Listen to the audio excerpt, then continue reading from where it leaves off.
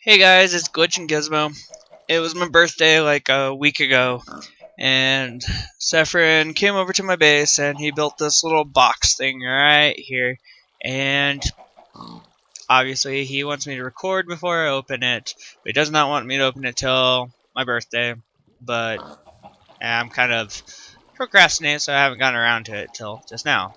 He wants me to post the vid the same day I record it. Apparently, he has some kind of response video to whatever I post, so okay, well, what the okay, that was weird. Let's see. Oh, I should let them know. By the way, guys, I am recording. Oh, Sepherin just got his nuclear reactor up and going, so he finally has a nuke. He accidentally destroyed it last night with his wand of excavation, but yeah, I probably should have. Either way, he destroyed it on accident, so now he's working on making another nuke, and penis. He has scared Maverick. Maverick is scared that he's going to try and blow up his base, which he might. Who knows, it just depends on if Maverick pisses him off or not. Aha, just kidding, we can't grieve. We wish we could, but we don't. Anyways, let's get to opening this thing. Boom. Okay. High pressure boiler tank. Liquid fueled boiler firebox. Okay. Producer, steam engine, tesseract, aqueous accumulator. Happy birthday. Let's read this book. Dearest Gizmo, I realize that your birthday is very soon, and I know you don't really like to celebrate it. It may have told me not to get you anything. As a friend, I may not have to listen to some of the things you say. Please take this boiler in a box as a gift of your birth. That happened 24 years ago. Your friend Seth. Yeah, I'm 24. How terrible. Blah. Okay, cool. Well, I guess I should set this up.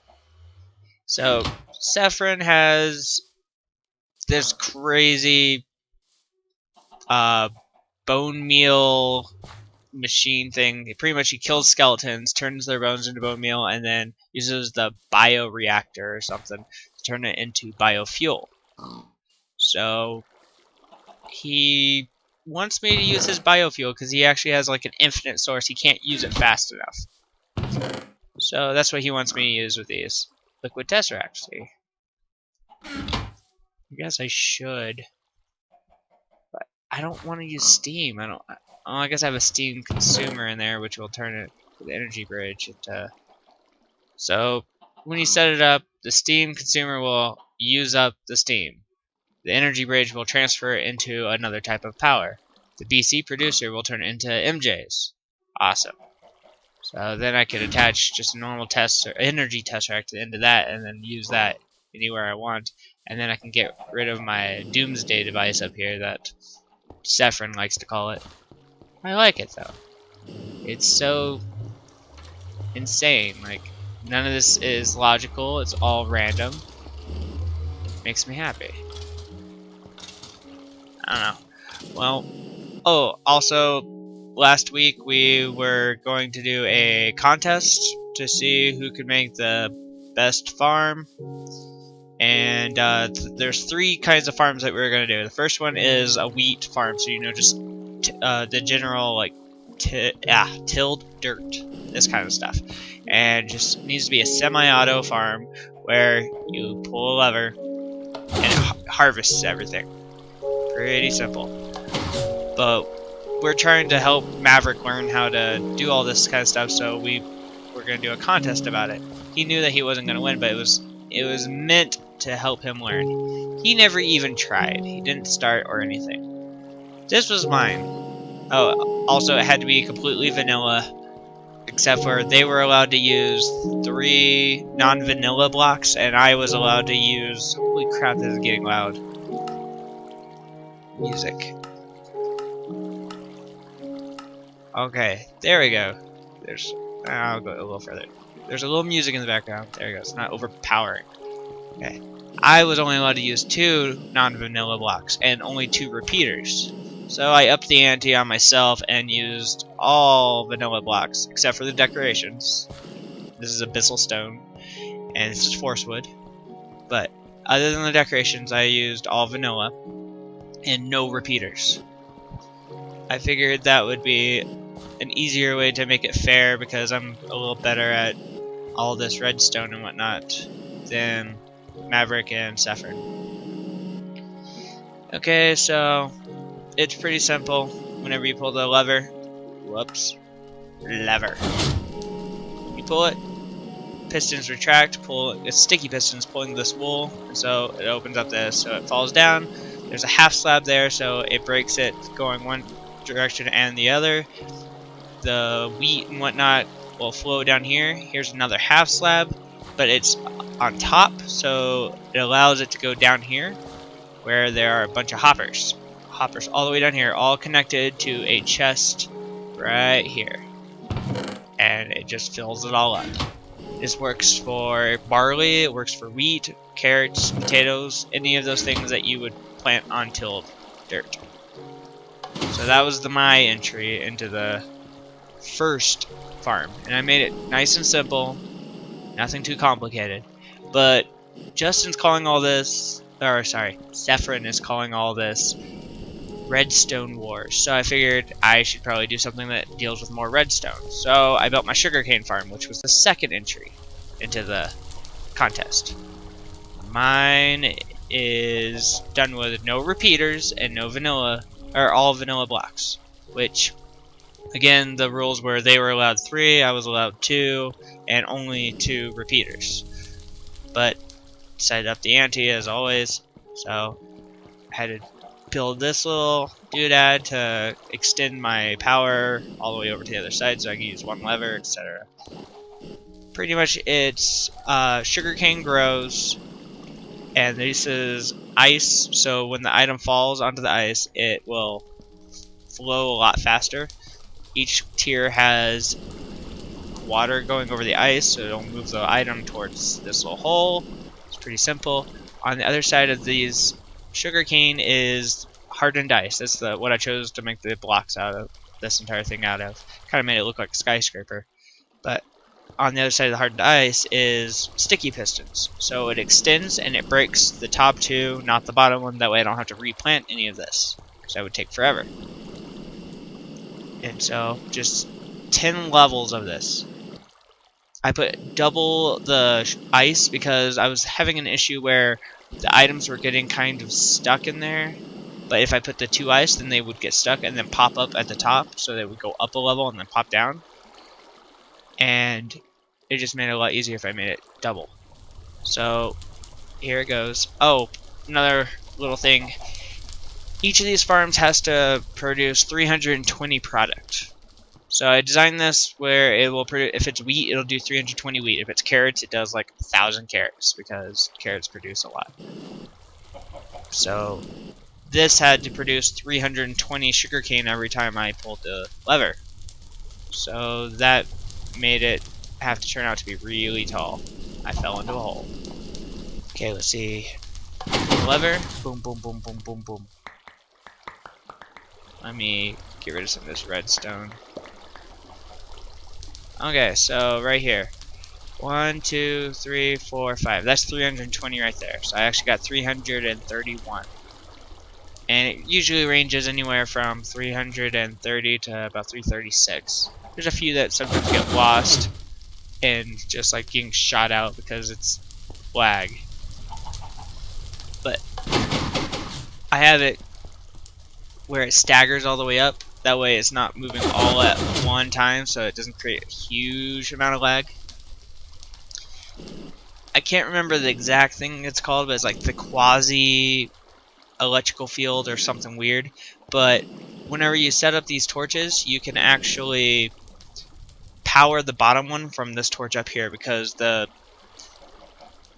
piston can get power from the block right behind it, or above it, below that one, to the left or the right or something.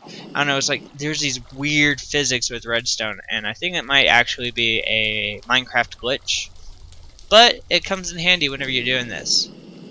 So it's pretty simple redstone wiring. I mean, redstone attached to the lever, so whenever it's turned on, it goes down this path, which then comes over here, which then wraps down here to this, which turns off this torch, which turns this one back on, and this one on. So this just turns on, off, etc. all the way up, powering the back ones. Then over here, on the bottom of, I don't know, it's one of these.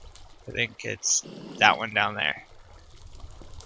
On the the bottom of this one or something. Yeah, aha, right there.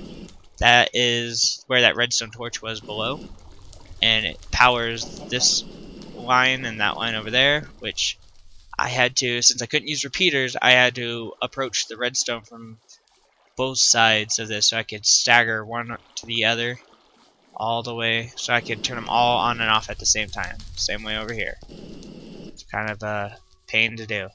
I had to put this block here so that this redstone would not connect with these two redstones, because then they would not connect to these torches. And then it just goes all the way up. It's really simple redstone, but it took me quite a bit to build this. Yeah, it was kind of a pain in the ass. Come on, go up. So I have this at the top because, as you see, like right here, there's one that flew over here for some reason. Either way, so all goes down. Okay, so that was the second one. The third one was going to be a melon farm, so, like pumpkins and melons. However, we were all really busy at work and doing this, and the server kept crashing. So we never got around, I never got around to doing the third one, neither did either of them. So we're not going to do that one right now. However, I did program this turtle to automatically harvest melons for me. Pretty simple. He just turns and checks. Each time he turns, he checks to see if there's a melon. If there's a melon, he mines it. If not, he'll just continue going in a circle over and over and over. See if I have my watering can on me. So maybe we can entice one to grow real quick just to show. See right there. He turns and he mines as soon as it pops up. So it's a nice easy program. I plan on making a video eventually of me fooling around with turtle programming. I find it pretty easy and relaxing, and they're kind of like your slave. You can make them do just about anything you want them to. Like I have this one collecting these sugarcane. He just waits until there's a third one, and then he'll break them except for the bottom one, all the way until he gets to here, and then he'll go here. If this one's full, then he'll just repeat and go all the way back around. He's not very efficient though, because to move he has to use fuel, and so I have him using the sugarcane he collects as fuel, and that only gives him +2.